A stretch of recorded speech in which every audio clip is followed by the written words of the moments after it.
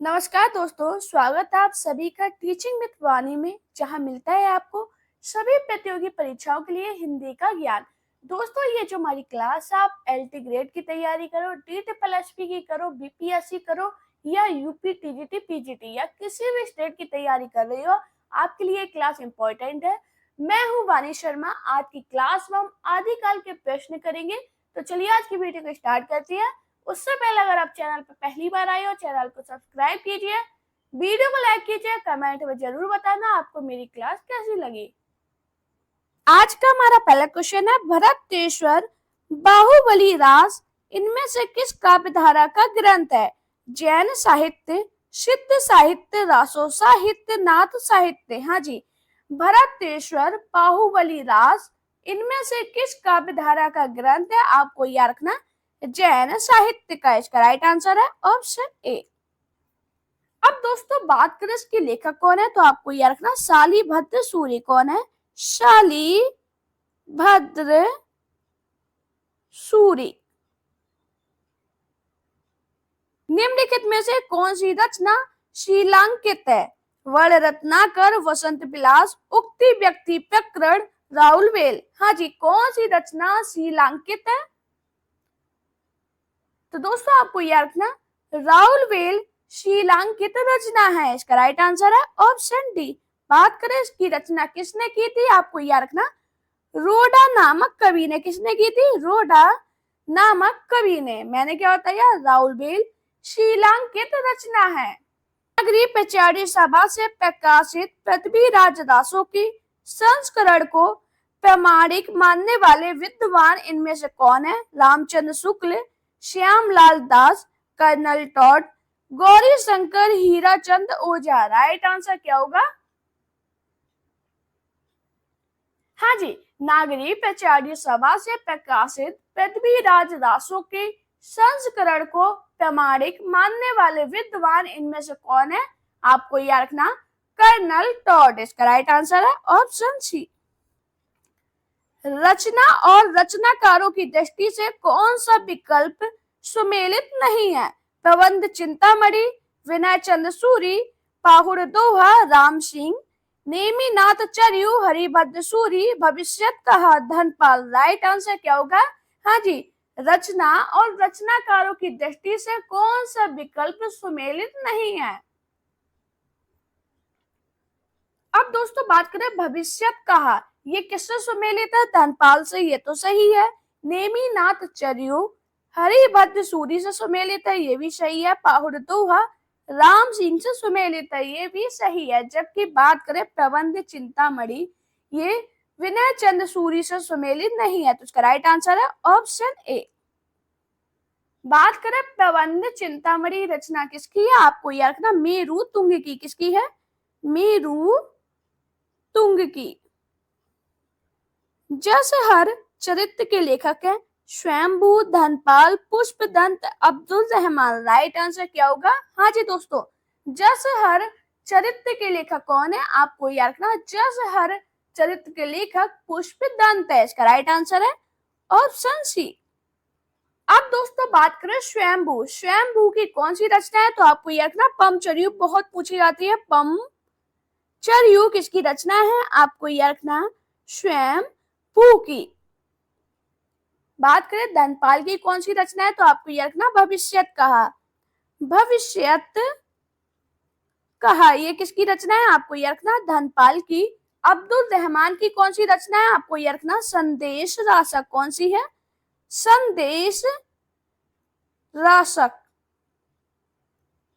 दब्बब साहब पयास नामक अपभ्रंश में लिखित ग्रंथ की रचना किसने की? असगु, देवसेन, शालिभद्र सूरी, जिन धर्म सूरी। हाँ जी, दब्बब साहब पयास नामक अपभ्रंश में लिखित ग्रंथ की रचना किसने की? आपको याद रखना देवसेन ने। इसकी राइट आंसर है ऑप्शन बी। अब बात करें देवसेन ने शबकाचार की रचना कब की थी? आपको याद रखना 933 में। कब की थी? 933 में। किसकी रचना की थी? आपको याद रखना शबकाचार की। आलवार संतों की संख्या कितनी मानी गई? 20, 10, 12, 8। तो दोस्तों आप सभी को पता है जो आलवार संत है इनकी संख्या 12 मानी गई है। इसका राइट आंसर है ऑप्शन सी। अब बात करें अलवार कौन है, तो आपको याद रखना अलवार तमिल के कवि एवं संत थे। इनका काल 6वीं शताब्दी से 9वीं शताब्दी के बीच रहा है। इनके पदों का संग्रह क्या कहलाता है? आपको याद रखना दिव्य प्रबंध। क्या कहलाता है? दिव्य प्रबंध। कैमास वध किस ग्रंथ की प्रमुख घटना है? बीसल देवरासो, पृथ्वीराज रासो, परमार रासो, कुमार रासो। हाँ जी, कैमास वध किस ग्रंथ की प्रमुख घटना है? तो आपको याद रखना पृथ्वीराज रासो। इसका राइट आंसर है ऑप्शन बी। बात करें पृथ्वीराज रासो ग्रंथ की रचनाकार कौन है, तो आपको याद रखना चंदवरदाई। कौन है? चंदवरदाई। और बीसल देव रासो की रचनाकार कौन है, तो आपको याद रखना नरपति नाल। इसकी रचनाकार कौन है? नरपति नाल। बीसल देव रासो के नरपति नाल, पृथ्वीराज रासो के चंदवरदाई। बात करें परमार रासो, इसके रचनाकार कौन है, तो आपको याद रखना परमार रासो के कौन है? जगनिक। और खुमान रासो के रचनाकार कौन है, तो आपको याद रखना खुमान रासो के रचनाकार दलपति विजय। कौन है? दलपति विजय। अपभ्रंश भाषा में लिखित रामचरित कौन सा है? रामायण, पंचरयु, रामचंद्र का महापुराण। राइट आंसर क्या होगा? दोस्तों आप लोग मुझे कमेंट में ये जरूर बताना, जो मैं येलो पेन से लिख रही हूँ इससे आपको साफ साफ दिख रहा है कि नहीं दिख रहा है, ये सभी लोग बता देना कमेंट में। अपभ्रंश भाषा में लिखित तो रामचरित कौन सा है? आपको याद रखना पंचरयु। इसका राइट आंसर है ऑप्शन बी। अब बात करें पंचरयु ग्रंथ की रचना किसने की थी? आपको याद रखना स्वयंभू ने। किसने की थी? स्वयंभू ने। पृथ्वीराज रासो की भाषा क्या है? डिंगल, अपभ्रंश, पिंगल, अवधि। हाँ जी, पृथ्वीराज रासो की भाषा क्या है? तो दोस्तों आपको याद रखना पृथ्वीराज रासो की भाषा डिंगल है। इसका राइट आंसर है ऑप्शन ए। किसे कहते हैं? तो आपको याद रखना अपभ्रंश, अपभ्रंश एवं राजस्थानी के अपभ्रंश एवं राजस्थानी के मिश्रित रूप को हम क्या कहते हैं? डिंगल। अब बात करें पिंगल किसे कहते हैं, तो आपको याद रखना पिंगल किसे कहते हैं? अपभ्रंश, हाँ जी, अपभ्रंश और किसके मिश्रित रूप को कहते हैं? तो आपको याद रखना ब्रज भाषा के, ब्रज भाषा के मिश्रित रूप को पिंगल कहते हैं। निम्नलिखित में से कौन सी रचना अपभ्रंश के प्रभाव से मुक्त हिंदी की रचना मानी जाती है? राउलवेल, हम्मीर रासो, बीसल देव रासो, भरतेश्वर, बाहुबली रास। राइट आंसर क्या होगा? हाँ जी, कौन सी रचना अपभ्रंश के प्रभाव से मुक्त हिंदी की रचना मानी जाती है? आपको याद रखना बीसल देव रासो। इसका राइट आंसर है ऑप्शन सी। बीसल देव किसकी रचना है? अभी हाल मैंने आपको बताया था नरपति नाल की। और इसकी रचना कब की गई? आपको याद रखना 1155 में। कब की गई? 1155 में। श्रृंगारिक रचना है। ये कैसी रचना है? तो आपको याद रखना श्रृंगारिक रचना है। नाथ साहित्य का आरंभकर्ता किसे माना जाता? नेमिनाथ, गोरखनाथ, मत्स्येंद्रनाथ, आदिनाथ। हाँ जी, नाथ साहित्य का आरंभकर्ता किसे माना जाता है?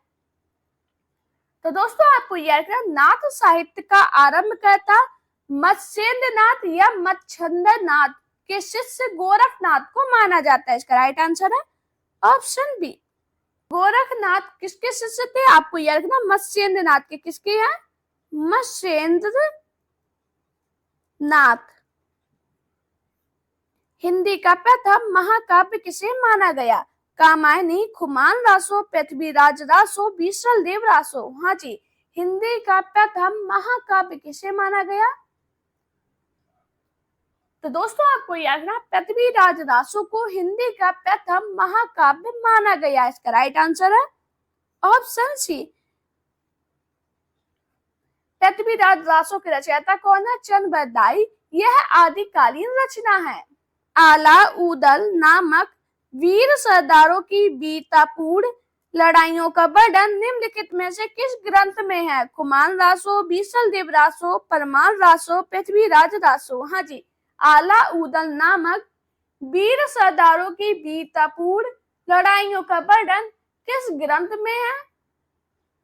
आपको याद रखना परमार रासो में। इसका राइट आंसर है ऑप्शन सी। परमार रासो किसकी रचना है? आपको याद रखना जगनिक की। किसकी है? जगनिक की। डॉक्टर राम कुमार वर्मा ने अपने इतिहास ग्रंथ हिंदी साहित्य का आलोचनात्मक इतिहास में हिंदी का पहला कवि किसे माना? विद्यापति, सरहप्पा, अमीर खुसरो, स्वयंभू। हाँ जी, राइट आंसर बताइएगा। डॉक्टर राम कुमार वर्मा ने अपने इतिहास ग्रंथ हिंदी साहित्य का आलोचनात्मक इतिहास में हिंदी का पहला कवि किसे माना? आपको याद रखना स्वयंभू को। इसका राइट आंसर है ऑप्शन डी। गोरी शोभे सेज पर मुख पर डारे केस पंक्ति किसके द्वारा रचित है? घनानंद, बिहारी, विद्यापति, अमीर खुसरो। हाँ जी, राइट आंसर बताइएगा। गोरी शोभे सेज पर मुख पर डारे केस, यह पंक्ति किसकी है? आपको याद रखना अमीर खुसरो की। इसका राइट आंसर है ऑप्शन डी। दोस्तों, आपको याद रखना अमीर खुसरो ने अपने गुरु निजामुद्दीन औलिया के मृत्यु पर लिखी थी। आदिकाल के किस कवि ने खड़ी बोली में रचना की? नरपति नाल, चंद बरदाई, विद्यापति, अमीर खुसरो। हाँ जी, आदिकाल के किस कवि ने खड़ी बोली में रचना की है? तो दोस्तों, अमीर खुसरो आदिकाल के एकमात्र कवि हैं जिन्होंने खड़ी बोली में रचना की है। इसका राइट आंसर है ऑप्शन डी। अब बात करें अमीर खुसरो, इनका वास्तविक नाम क्या था? ये क्वेश्चन काफी बार बना है एग्जाम में, तो आपको याद रखना अबुल हसन। क्या था? अबुल हसन। आलाखंड नाम से प्रसिद्ध रचना कौन सी है? कुमार रासो, परमार रासो, बीसल देव रासो, हमीर रासो। हाँ जी, राइट आंसर बताइएगा।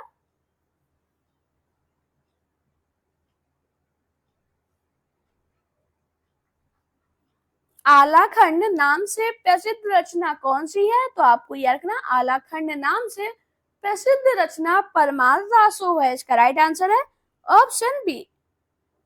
चंद बरदाई किस राजा के दरबारी कवि थे? पृथ्वीराज चौहान, कुमार राजा, राजा जय सिंह, बीसल देव। राइट आंसर क्या होगा?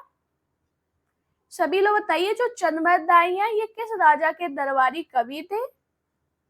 आपको याद रखना चंद बरदाई पृथ्वीराज चौहान के दरबारी कवि थे। इसका राइट आंसर है ऑप्शन ए। विद्यापति किसके दरबारी कवि थे? श्री सिंह, जय सिंह, कीर्ति सिंह, माधो सिंह। हाँ जी, राइट आंसर क्या होगा? विद्यापति किसके दरबारी कवि थे? तो दोस्तों, आपको याद था विद्यापति तिरहुत के राजा शिव सिंह और कीर्ति सिंह के दरबारी कवि थे। इसका राइट आंसर है ऑप्शन सी। ये प्रमुख आदिकालीन कवि हैं। इनके गुरु का नाम क्या था? आपको याद रखना पंडित हरि मिश्र। कौन सिद्धों तथा नाथों की सूची में उभयनिष्ठ हैं? सरयपाद, मत्स्येंद्रनाथ, चरपरीनाथ, कन्हैया। हाँ जी,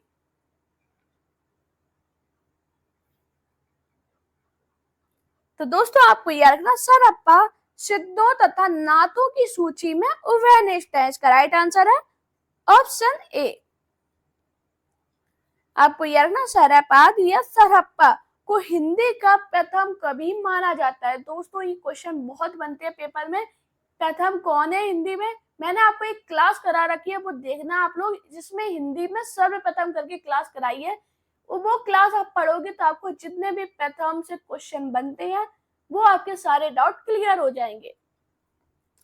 पृथ्वीराज विजय नामक ग्रंथ के आधार पर पृथ्वीराज रासो को अप्रामाणिक रचना मानने वाले विद्वान है? डॉक्टर भूलन, मुंशी देवी प्रसाद, कविराज, श्यामलाल दास, गौरी शंकर, हीराचंद। राइट आंसर क्या है? पृथ्वीराज विजय नामक ग्रंथ के आधार पर पृथ्वीराज रासो को अप्रामाणिक रचना मानने वाले विद्वान कौन है? आपको याद रखना है डॉक्टर बूलर, इसका राइट आंसर है ऑप्शन ए। गद्य पद्य मिश्रित चंपू काव्य की प्राचीनतम हिंदी कृति कौन सी है? वर्ण रत्नाकर, राउल बेल, उक्ति व्यक्ति प्रकरण, परमात्म प्रकाश। हाँ जी, गद्य पद्य मिश्रित चंपू काव्य की प्राचीनतम हिंदी कृति कौन सी है? आपको याद रखना राउल बेल, इसका राइट आंसर है ऑप्शन बी। गोरखनाथ की साधना पद्धति का नाम है? हठ योग साधना, ब्रजयानी साधना, काल भैरव साधना, सम्यक साधना। हाँ जी, गोरखनाथ की साधना पद्धति का नाम क्या है? तो दोस्तों आपको याद रखना गोरखनाथ की साधना पद्धति का नाम हठ योग साधना है, इसका राइट आंसर है ऑप्शन ए। पाहुड़ दोहा ग्रंथ के रचनाकार कौन थे? जोइंदू, जिनदत्त सूरी, राम सिंह धनपाल। हाँ जी, पाहुड़ दोहा ग्रंथ के रचनाकार कौन है? तो दोस्तों आपको याद रखना पाहुड़ दोहा ग्रंथ के रचनाकार आदिकालीन कवि मुनि राम सिंह थे, इसका राइट आंसर है ऑप्शन सी। दोस्तों आपको याद रखना मुनि राम सिंह जैन साहित्य में सर्वश्रेष्ठ रहस्यवादी कवि कहे जाते हैं। मैं हिंदुस्तान की तूती हूँ, यह कथन किस लेखक का है? कल्लू लाल, अमीर खुसरो, ईसा अल्लाह खां, भारतेंदु हरिश्चंद्र। हाँ जी, मैं हिंदुस्तान की तूती हूँ, यह कथन किस लेखक का है?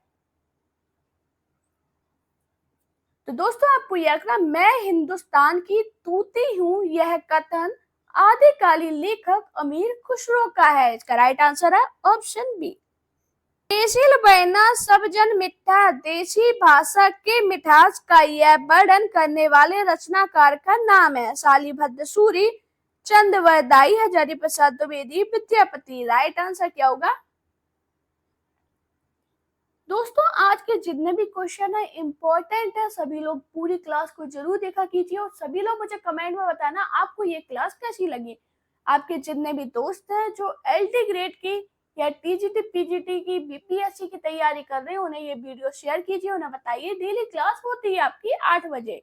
अभी बताइए, देशिल बहना सब जन मिठा, देसी भाषा के मिठास का यह वर्णन करने वाले रचनाकार का नाम क्या था?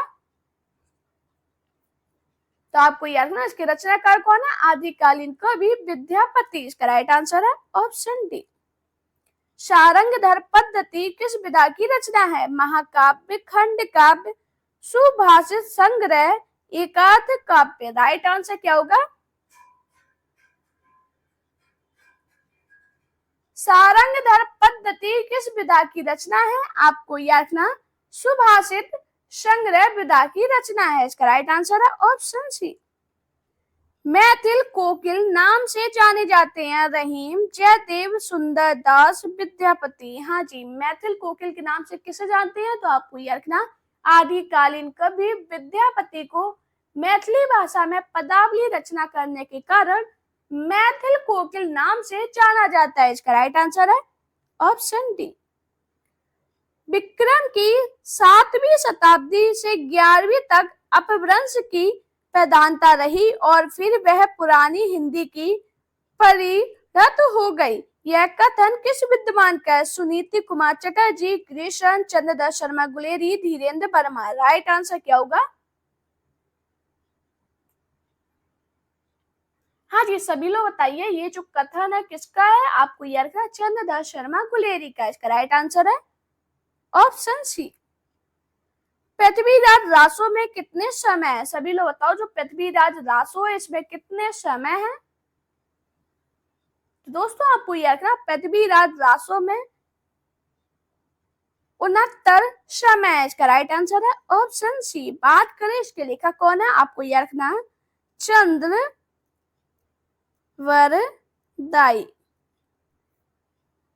आपको याद रखना पृथ्वीराज रासो हिंदी का प्रथम महाकाव्य माना जाता है। हजारी प्रसाद द्विवेदी ने पृथ्वीराज रासो को सुख सुखी संवाद के रूप में रचित माना है। किसके रूप में? तो आपको याद रखना सुख सुखी किसने माना? आपको याद रखना हजारी प्रसाद द्विवेदी ने। हजारी प्रसाद द्विवेदी ने। चंद्रधर शर्मा गुलेरी ने साहित्यिक अपभ्रंश को किस नाम से पुकारा? अवहट्ट, अपभ्रंश, पुरानी हिंदी, देशी भाषा। हाँ जी, चंद्रधर शर्मा गुलेरी ने साहित्यिक अपभ्रंश को किस नाम से पुकारा है? आपको याद रखना पुरानी हिंदी। इसका राइट आंसर है ऑप्शन सी। आपको याद रखना रामचंद्र शुक्ल ने पुरानी हिंदी को प्राकृत भाषा हिंदी कहा है। निम्नलिखित में से कौन सी रचना अपभ्रंश की नहीं है? पंचरयु, भविष्य कहा, पाहुड़ तो हुआ, चित्रावली। हाँ जी, कौन सी रचना अपभ्रंश की नहीं है? तो दोस्तों आपको याद रखना चित्रावली अपभ्रंश भाषा की रचना नहीं है। इसका राइट आंसर है ऑप्शन डी। दोस्तों आपको याद रखना चित्रावली उस्मान नामक सूफी कवि द्वारा अवधी भाषा में रचित है। किस भाषा में? तो आपको याद रखना अवधी भाषा में रचित दोहा चौपाई छंद में रचित है। ये किसकी रचना है? आपको याद रखना उस्मान की। विशुद्ध चरितावली के लेखक कौन है? माधव प्रसाद मिश्र, केशव प्रसाद मिश्र, सुखदेव बिहारी मिश्र, बालकृष्ण भट्ट। हाँ जी, राइट आंसर क्या होगा? विशुद्ध चरितावली के लेखक कौन है? आपको याद रखना माधव प्रसाद मिश्र। इसका राइट आंसर है ऑप्शन ए। अमीर खुसरो का मूल नाम क्या था? अभी मैंने आपको बताया था जो अमीर खुसरो है इनका मूल नाम क्या है? अबुल हसन। इसका राइट आंसर है ऑप्शन डी। हिंदी में किस कवि को राजशेखर की उपाधि से अलंकृत किया गया? स्वयंभू, चन्बरदायी, विद्यापति, जगनिक। हाँ जी, हिंदी में किस कवि को राजशेखर की उपाधि से अलंकृत किया गया? तो आपको याद रखना किसे किया गया था? विद्यापति को। इसका राइट आंसर है ऑप्शन सी। मैंने क्या बताया? आदिकालीन कवि विद्यापति को राजशेखर की उपाधि से अलंकृत किया गया था।